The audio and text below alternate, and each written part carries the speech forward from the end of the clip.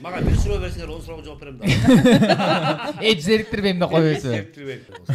Токойке ырдап берсеңиз болбойбу. Жок, мен андай кылбайм. Кандай Сиз сырды ачпайсызбы? Сырды ачпайбыз. Башым баягы Жеңем дегендин аты. Калган 7 куплет мындай жазылганбы? Бир жакта сакталбы? Жеңемелер да берет. Болду да. Байкең Байкең эми токтолуп. Эсепчим сенсиң деген сыяктуу. Мында содагер болуп кеттим. Жерде махабат.